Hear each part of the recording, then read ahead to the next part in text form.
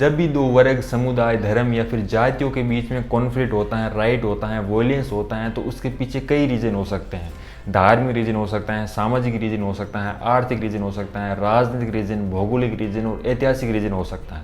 लेकिन मणिपुर में जो कुकीज़ और मेतीज़ के बीच में जो वॉयलेंस चल रहा है, उनके पीछे ये सब रीजन है, इसलिए इतना ज़्यादा कॉम्प्लिकेटेड इशू है। जब भी राइट और वॉयलेंस होते हैं तो सरकारी संपत्ति और निजी संपत्ति को नुकसान पहुंचता है, लोग मारे जाते हैं, मतलब जन हानि की नुकसान बहुत ज़्यादा होती है। इसके साथ साथ में जो बेसिक नीड है, चाहे हेल्थ है, एजुकेशन है, उनको नुकसान होता है, इकोनॉमी चौपट हो जाती है और जो फंडामेंटल राइट और ह्यूमन राइट हैं वो उल्लंघन होते हैं। किसी भी प्रकार के दंगे हो, चाहे धार्मिक दंगे हो या फिर एथनिक कॉन्फ्लिक्ट दंगे, वॉयलेंस हो, ये जब एक्सट्रीम लेवल पर पहुंच जाते हैं तो यहाँ पर ह्यूमैनिटी का एस भी नहीं बचता है और महिलाओं को टारगेट किया जाता है, उनके साथ में बदसलूकी की जाती है, रेप किया जाता है, क्राइम किए जाते हैं। मतलब दंगे से महिलाओं के खिलाफ क्राइम और भी अधिक बढ़ जाता है।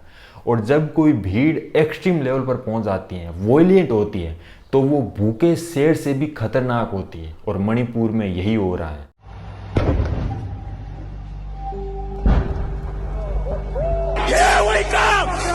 We are indigenous people.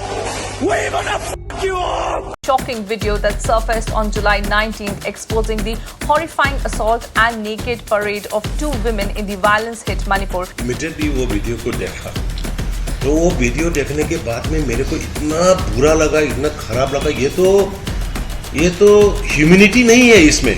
Manipur की इन बेटियों के साथ जो हुआ है, इसको कभी माफ नहीं किया जा सकता।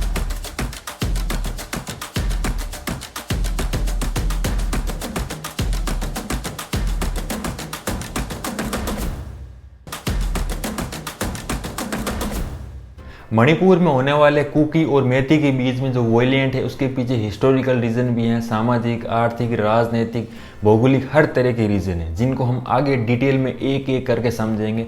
लेकिन अभी के लिए ये जान लेते हैं कि मणिपुर में कब कब, कैसे कैसे और क्या क्या हुआ है। मणिपुर में जो कुकी लोग हैं वो अनुसूचित जनजाति की सूची में है, मतलब कि वो एसटी की कैटेगरी में आते हैं, जबकि जो मेती लोग हैं वो ओबीसी की कैटेगरी में आते हैं। तो इनकी मांग ये है कि हमें एसटी में शामिल करो। तो 20 अप्रैल 2023 को मणिपुर हाई कोर्ट ने एक फैसले में गवर्नमेंट को कहा है कि मेती लोगों को आप एसटी की सूची में शामिल करो। तो इससे विरोध प्रदर्शन शुरू हो गया और कुकी लोगों ने विरोध प्रदर्शन करना शुरू कर दिया। फरवरी 2023 को गवर्नमेंट ने जो पहाड़ी इलाकों में जो इलीगल इमिग्रेशन है उसको हटाने के लिए एक्शन लिया। जो इमिग्रेशन 1970 से जो है म्यांमार से यहाँ पर आ रहे थे, इसके साथ साथ में 2021 में जब म्यांमार में मिलिट्री कूप हुआ था, तब से भी वहाँ पर कई आदिवासी लोग यहाँ पर आए थे। तो इन लोगों का नागा और कुकी लोगों के साथ में कल्चरली और सोशली कनेक्शन है। तो गवर्नमेंट इनके खिलाफ एक्शन शुरू किया है कि इन लोगों को यहाँ से उखाड़ फेंको। लेकिन जो नागा और कुकी लोग हैं उनका कहना ये है कि गवर्नमेंट ये जो इलीगल इमिग्रेशन है ये तो एक बहाना है, असली जो इनका इरादा है ये हमको हमारी ज़मीन से अलग करना है। और इसके साथ साथ में गवर्नमेंट का ये भी कहना है कि ये लोग जो है इलीगल अफीम की खेती करते हैं। तो यहाँ पर गवर्नमेंट का सीधा कहना ये है कि ये एक्शन इलीगल इमिग्रेशन के खिलाफ है और इसके साथ साथ में ड्रग कल्चर के खिलाफ है, जो कि इलीगल जो है अफीम की यहाँ पर खेती की जाती है। तो यहाँ से आग लगना तो शुरू हो गई थी कुकी और नागा लोगों के लिए, लेकिन इसमें घी छिड़कने का काम किया हाई कोर्ट का फैसला। 28 अप्रैल को मणिपुर के जो मुख्यमंत्री हैं बीरेन सिंह, उनका एक ओपन जिम का उद्घाटन था, लेकिन इसके एक दिन पहले ही भीड़ ने वहां पर तोड़फोड़ कर दी और पूरी तरीके से अफरा तफरी मचा दी और जिम को आग भी लगा दी। लेकिन इससे पहले भी मेती और कुकी लोगों के बीच में जो है कॉन्फ्लिक्ट होने की, क्लैशेज होने की सूचना मिली थी। 28 अप्रैल को ही गवर्नमेंट ने धारा 144 लगा दी। लॉ एंड ऑर्डर को बनाए रखने के लिए, शांति बनाए रखने के लिए इन्होंने धारा 144 लगा दी, जिसके अनुसार ये है कि 5 से अधिक लोग इकट्ठा नहीं हो सकते। जब भीड़ इकट्ठा नहीं होगी तो वायलेंस होने की संभावना कम होगी। वैसे तो कुकी और मेती लोगों के बीच में जो डिस्प्यूट है वो काफी लंबे समय से चल रहे थे, लेकिन 3 जून को एक आदिवासी संगठन ATSUM हाई कोर्ट का जो फैसला आया था उसके अगेंस्ट आदिवासी एकजुटता मार्च नाम से एक मार्च निकाला था, जिसमें 60,000 से भी अधिक प्रोटेस्टर शामिल थे। इससे जो है मणिपुर का जो चुराचांदपुर जिला है वहां पर वॉयलेंस शुरू हो गई। तो भीड़ ने यहाँ पर गाड़ी, होटलों, दुकानों, बिल्डिंगों, इन सब को नष्ट करना शुरू कर दिया। इसके साथ साथ में चर्च और मंदिरों को भी तोड़ना शुरू कर दिया। वॉयलेंस को कंट्रोल करने के लिए पुलिस तो थी, इसके साथ साथ में आर्मी और पैरामिलिट्री असम राइफल भी वहां पर आ गई थी और यहाँ पर वॉयलेंस इतनी ज़्यादा हो गई थी कि पुलिस ने देखते ही गोली मारने के आदेश दिए और 4 मई को पुलिस फोर्स को टीयर गैस का यूज़ भी करना पड़ा। बीजेपी के एक एमएलए पर भीड़ ने अटैक किया था, उनकी हालत बहुत ज़्यादा ख़राब हो गई थी और उनके साथ में जो एक व्यक्ति था उसकी मौत भी हो गई थी। ये अटैक उन पर तब किया गया था जब वो मुख्यमंत्री बीरेन सिंह से एक मीटिंग करके वापस लौट रहे थे। 4 मई तक 9,000 और 5 मई तक 20,000, 6 मई तक 23,000 लोगों को जो है सुरक्षित स्थानों पर ट्रांसफ़र कर दिया गया और सेंट्रल गवर्नमेंट ने यहाँ पर रैपिड एक्शन फोर्स की 5 कंपनीज भी भेजी और लगभग 10,000 आर्मी और पैरामिलिट्री, उसके साथ साथ में सेंट्रल आर्म्ड पुलिस फोर्स को भी यहाँ पर तैनात किया। 4 मई को ही सेंट्रल गवर्नमेंट ने यहाँ पर आर्टिकल 355 लागू कर दिया, जिसका मतलब ये है कि मणिपुर की जो सिक्योरिटी है वो सेंट्रल गवर्नमेंट के हाथ में आ गई। 12 मई को सस्पेक्टेड कुकी मिलिटेंट ने बिष्णुपुर जिले में एक पुलिस पर हमला किया था, जिसमें एक ऑफिसर की डेथ हो गई और 5 पुलिस वाले जो हैं घायल हो गए थे। और एक और घटना आई थी जिसमें एक सोल्जर को चाकू मार दिया गया और मेती कम्युनिटी के 3 लोगों को किडनैप कर लिया। मणिपुर में जो एथनिक वॉयलेंस हो रही है कुकी और मेती के बीच में, ये जो 30 मई को शुरू हुई थी, मई के बाद में जून, जुलाई और अब अगस्त आने को है, मतलब कि 3 महीने से भी ज़्यादा टाइम हो गया है, अब तक भी वॉयलेंस हो रही है।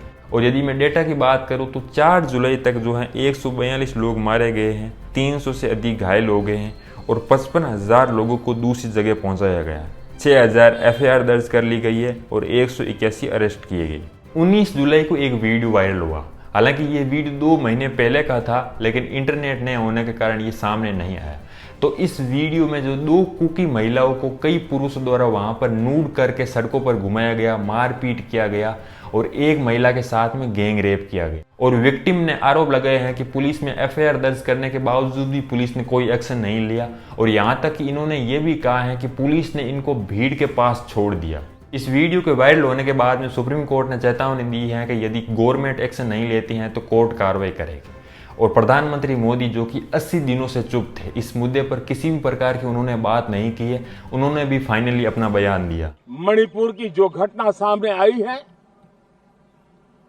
किसी भी सभ्य समाज के लिए ये शर्मसार करने वाली घटना है। और मैं देशवासियों को विश्वास दिलाना चाहता हूं, किसी भी गुनहगार को बख्शा नहीं जाएगा।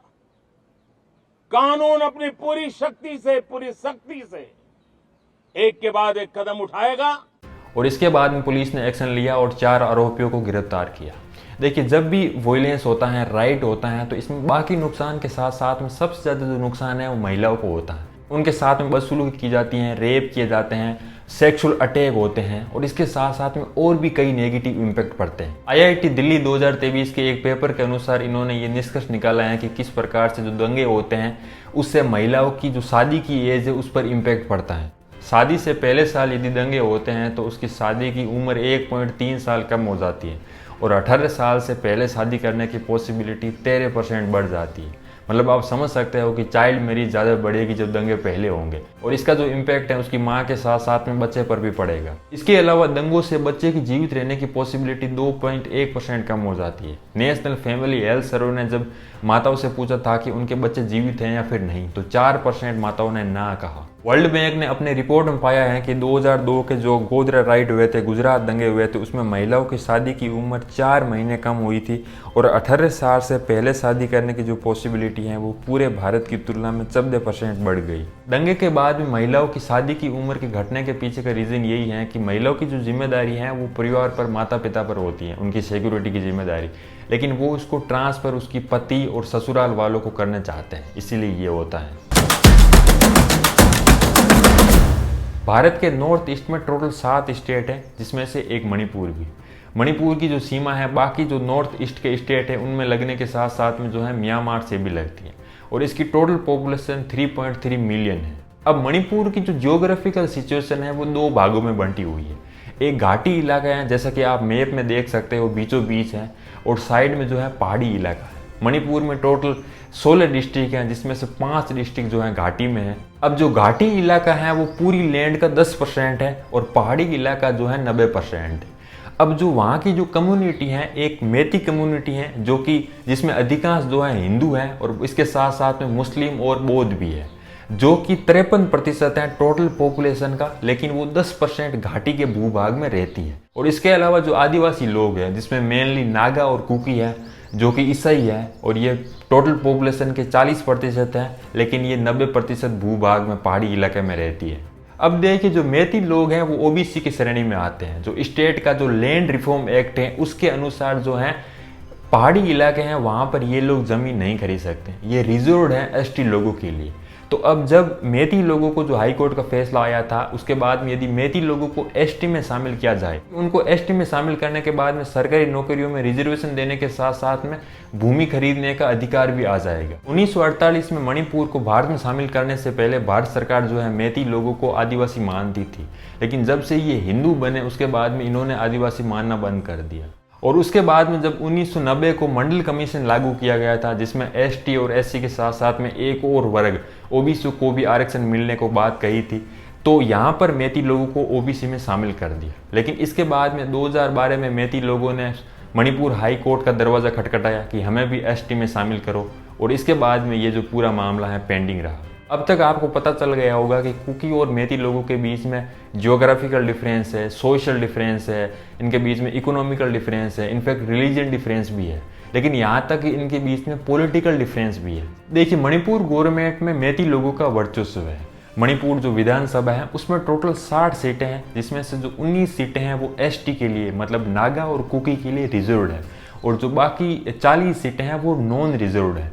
तो अब 40 में से 39 सीटें जो हैं पिछले इलेक्शन हुआ था उसमें 39 सीटें जो हैं मेती लोगों ने जीते हैं। मतलब कि यहाँ पर पूरी तरीके से मेतियों का जो पॉलिटिकली कितना ज़्यादा वर्चस्व है, और मुख्यमंत्री बीरेन्द्र सिंह भी मेती हैं। तो यहाँ पर गवर्नमेंट पर आरोप भी लगते हैं कि गवर्नमेंट बाइस्ड है, मेतियों का पक्ष लेते हैं। इसके साथ साथ में मेती जो घाटी इलाके में रहते हैं वहाँ पर सरकारी खर्च ज़्यादा किए जाते हैं, वहाँ पर अधिक फोकस किया जाता है डेवलपमेंट पर, जबकि जो बाकी पहाड़ी इलाका है जहाँ पर नागा और कुकी रहते हैं वहाँ पर गवर्नमेंट कम ध्यान देती है। मणिपुर का जो इश्यू है वो केवल एथनिक कॉन्फ्लिक्ट राइट नहीं है, बल्कि ये कहीं न कहीं स्टेट वर्सेज नॉन स्टेट का भी मामला है। Anarchist history of upland south east Asia के एंथ्रोजियोग्राफिस्ट जेम्स सी स्कॉट बताते हैं कि किस प्रकार से घाटी इलाके में जहाँ पर अधिक संसाधन पहुंचते हैं, स्टेट बनता है, वहाँ पर जो नॉन स्टेट वर्ग है उसका निर्माण होता है पहाड़ी इलाकों। तो यहाँ पर हम देख सकते हैं कि जो घाटी इलाका है वो ज़्यादा विकसित हैं, जहाँ पर गवर्नमेंट ज़्यादा फोकस करती हैं, जो कि उन्नत हैं, जबकि जो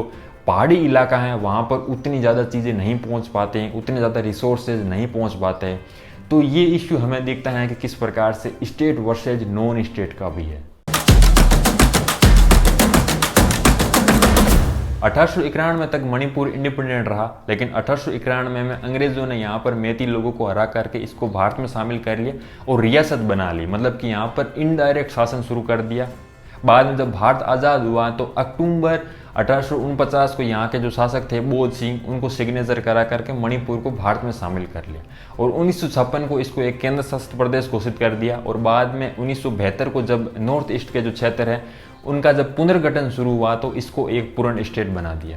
मणिपुर में एथनिक वॉयलेंस का एक लंबा ट्रैक रिकॉर्ड रहा। इसके साथ साथ में यहाँ पर इंसर्जेंसी, सेपरेटिज्म, टेररिज्म, इनका भी एक लंबा रिकॉर्ड रहा। मणिपुर में जो नागा जनजाति थी उनकी जो सेपरेटिज्म की एक्टिविटीज थी उनके खिलाफ भारत सरकार ने 1958 को armed force Assam and Manipur special power act लागू किया था, जिसमें सैनिकों को जो है इंसर्जेंसी के खिलाफ एक्शन लेने के लिए एक्स्ट्रा ऑर्डिनरी पावर दी गई थी। हालांकि पहले तो ये कुछ हिस्सों में थे, लेकिन बाद में जब नागा के साथ साथ में और भी कम्युनिटी और जनजाति ने जब विद्रोह शुरू कर दिया तो ये मणिपुर के बाकी हिस्सों में भी लागू कर दिया, जो कि आज तक लागू है। मणिपुर में जो पहला मिलिटेंट ग्रुप था वो 1964 को बना था, जिसका नाम UNLF था।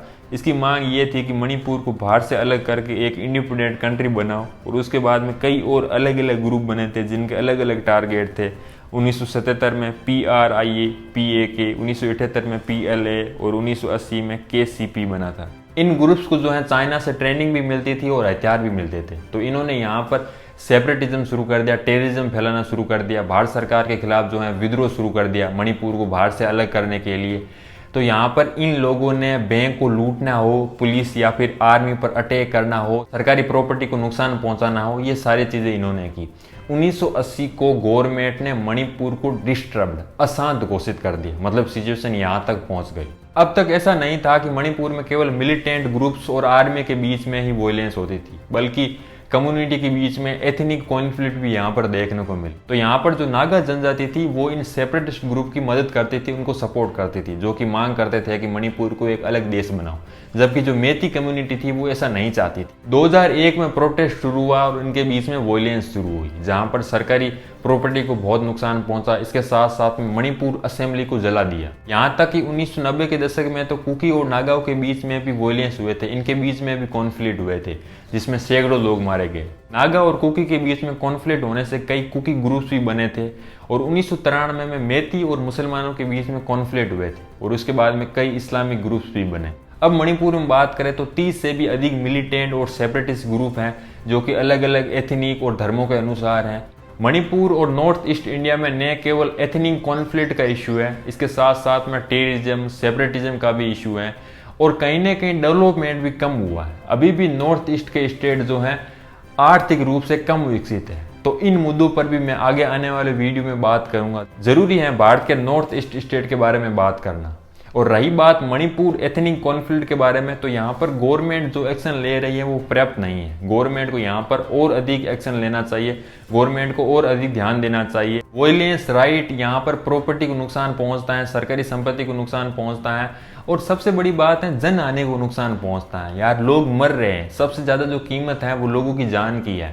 और स्टेट का तो ये काम है, चाहे लॉ एंड ऑर्डर बनाना हो, शांति बनाना हो या फिर लोगों की सुरक्षा करना हो, ये तो स्टेट का काम है। तो गवर्नमेंट को यहाँ पर अनबायस्ड तरीके से, बिना किसी भेदभाव के, वोट बैंक के, किसी कम्युनिटी को खुश करने के इरादे से नहीं, बल्कि अनबायस्ड तरीके से यहाँ पर काम लेना चाहिए, शांति बनाए रखनी चाहिए। गवर्नमेंट को यहाँ पर लॉ एंड ऑर्डर बनाना चाहिए और दोनों कम्युनिटी के बीच में जिस तरीके से भी समाधान हो सकता है समाधान करना चाहिए, क्योंकि सबसे ज्यादा इंपॉर्टेंट लोगों की जान की। और उम्मीद करता हूँ कि मणिपुर में सिचुएशन जल्दी सही होगी, क्योंकि मणिपुर को हम इसकी खूबसूरती के लिए, नेचुरल ब्यूटी के लिए, पहाड़ियों के लिए देखना चाहते हैं, इस दंगे फसाद के लिए, वॉयलेंस के लिए नहीं देखना चाहते। और बाकी हाँ, वीडियो पसंद आया है तो वीडियो को लाइक कीजिए और चैनल पर नए हो तो सब्सक्राइब कीजिए।